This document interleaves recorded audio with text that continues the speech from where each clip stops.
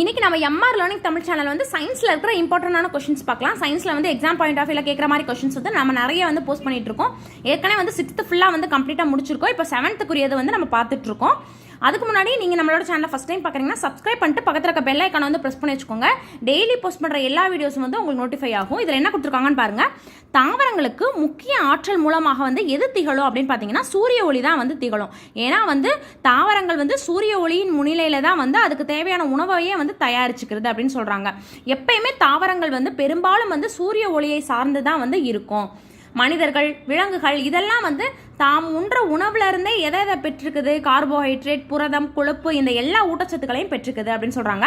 இதே மாதிரி தாவரங்கள் வந்து அந்த சூரிய ஒளி முன்னிலையில வந்து ஒளிச்சேர்க்கை பண்ணும்போது தான் அதுக்கு தேவையான உணவை வந்து அந்த ஒளிச்சேர்க்கை மூலமாக தான் வந்து அது பெற்றுக்குது அப்படின்னு சொல்றாங்க. கார்பன் டை ஆக்சைடை வந்து எடுத்துக்கிட்டு ஆக்சிஜனை வந்து வெளிவிடுற ஒரு மூலமாக வந்து தாவரங்கள் வந்து நமக்கு இருக்கு அப்படின்றத பற்றி கொடுத்துருக்குறாங்க. அடுத்தது ஒளித்தர்ற மூலங்கள் அப்படின்னு பார்த்தாலே வந்து இயற்கை ஒளி மூலம், செயற்கை ஒளி மூலம் அப்படின்னு சொல்றாங்க. இயற்கை ஒளி மூலம்னா என்ன? இயற்கையா வந்து நமக்கு வந்து ஒளியை தர்றது. அதுல முதன்மையானது எது அப்படின்னு பார்த்தீங்கன்னா சூரியன் தான் வந்து அதுல முதன்மையானது. அப்புறம் வந்து நட்சத்திரங்கள் எல்லா இதையும் வந்து மின்றதெல்லாம் வந்து இயற்கையாக வந்து ஒளி மின்றது அப்படின்னு சொல்கிறாங்க. செயற்கையாக எரியிறது அப்படின்னு பார்த்தீங்கன்னா எதை சொல்லுவோம்? எரியிற மெழுகுவர்த்தி, நம்ம வந்து விளக்கு ஏற்றுவோம். அதே மாதிரி சோடியம் ஆவி விளக்கு இதெல்லாம் வந்து செயற்கையாக வந்து ஒளி மூலம் அப்படின்னு சொல்லுவோம். இயற்கை ஒளி மூலம், செயற்கை ஒளி மூலம் இதான் வந்து டிஃப்ரென்ஷியேட்டு. அடுத்து இதில் கொடுத்துருக்காங்க பாருங்க. சந்திரன் ஓர் ஒளிரும் பொருளா அப்படின்னு கேட்டிருக்காங்க. சந்திரன் வந்து ஒரு ஒளிரும் பொருளா அப்படின்னு கேட்டிங்கன்னா அது வந்து நல்ல ஒளியை தர ஒரு ஒளி மூலம் தான். ஆனால் சந்திரன் வந்து தாமாகவே வந்து ஒளியை உமிழும் ஒரு மூலம் கிடையாது அப்படின்னு சொல்கிறாங்க. சூரியன்கிட்ட வர்ற ஒளியை வந்து அது வந்து பெற்று வச்சுக்கும். காலையில் வந்து சூரியன்கிட்ட எவ்வளோ ஒளி கிடைக்குதோ அதை வந்து பெற்று வச்சுட்டு அதை வந்து இரவில் வந்து அதோட பிரதிபலிப்பாக தான் வந்து நம்ம வந்து அதை பார்க்குறோம் அப்படின்னு சொல்கிறாங்க. சந்திரனை பார்க்கும்போது சந்திரனில் ஒளிர்ற ஒரு பாதியை மட்டும்தான் வந்து நம்ம பார்க்குறோம்.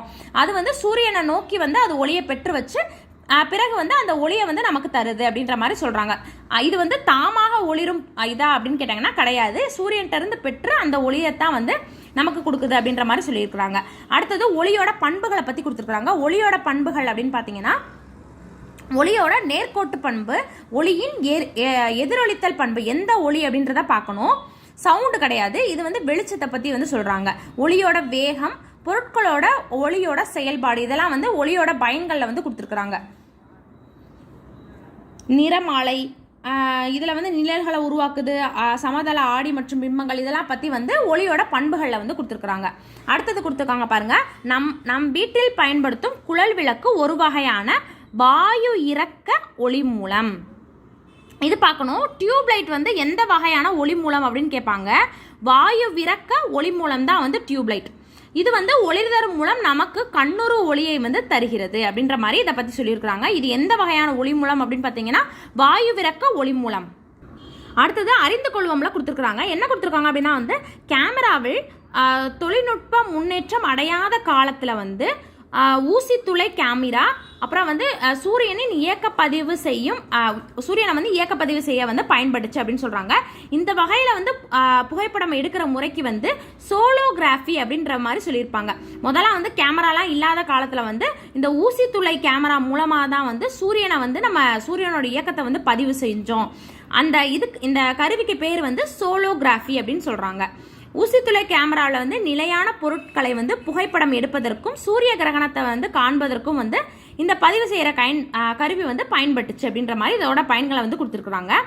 ஊசித்துளை கேமரா அதை பற்றி கொடுத்துருக்காங்க பாருங்க. இது வந்து ஒளியோட நேர்கோட்டு பண்பினை வந்து புரிஞ்சுக்கிற மாதிரி வந்து உதவுற ஒரு எளிய கருவி அப்படின்னு சொல்லியிருக்கிறாங்க. ஊசித்துளை கேமரானா ஒளியோட நேர்கோட்டு பண்பை வந்து புரிஞ்சுக்கிறதுக்கு இது வந்து ரொம்ப ரொம்ப முக்கியமான ஒரு பாயிண்ட்டு. படுப்புள்ளி படுகதிர் அப்படின்னா என்ன அப்படின்னா வந்து எதிரொலிப்பு அப்படின்னா வந்து ஒரு இதில் படுறது வந்து இன்னொன்றில் வந்து எதிரொலிக்கிற பற்றி தான் வந்து நம்ம எதிரொலிப்பு அப்படின்னு சொல்லுவோம். இந்த படுகதிர் அப்படின்னா வந்து எதிரொலிக்கும் பரப்பில் படுற ஒளிக்கதிரை பேர் வந்து படுகதிர் அப்படின்னு சொல்லுவோம். அதே வந்து எதிரொலிப்பு கதிர் அப்படின்னா வந்து எதிரொலிக்கும் பரப்பில் வந்து படுகதிர் விழும் புள்ளியிலேருந்து வந்து திரும்பியும் மீண்டு வர்ற கதிருக்கு பேர் தான் வந்து எதிரொலிப்பு கதிர்.